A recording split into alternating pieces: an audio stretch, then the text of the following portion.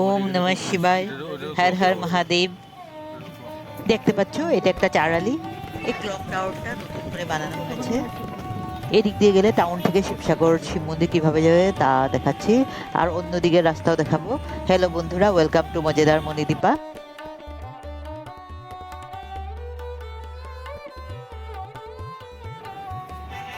এটা হলো শিবসাগরের main town. এই হলো দোলমুখ চারালি। সোজা গেলেই শিব মন্দির দেখতে পাবে।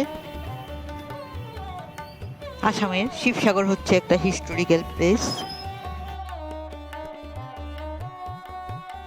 আর যদি বাড়ির থেকে আসো তাহলে শিবসাগরের বাস স্ট্যান্ড দিয়ে আসতে হলে রাইট সাইড দিয়ে আসতে হবে।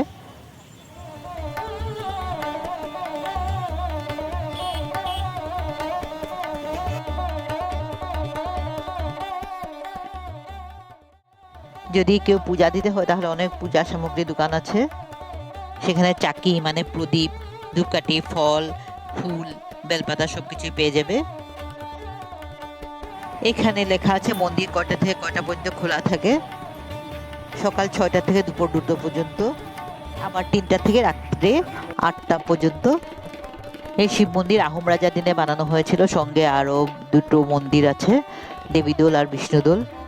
আর শিব মন্দিরকে এখানে শিবদোল বলা হয়। শিবসাগরের শিব মন্দিরে 3 দিন মেলা হয় শিবরাত্রির সময়।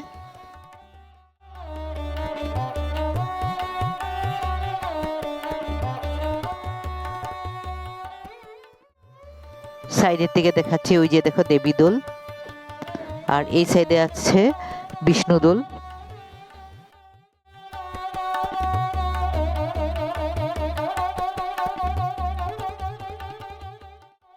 আমার একটি পুরানো ভিডিওতে শিব মন্দিরের ভিতরটা ভিডিও করেছিলাম হিন্দিতে, তোমরা চাইলে দেখে নিতে পারো।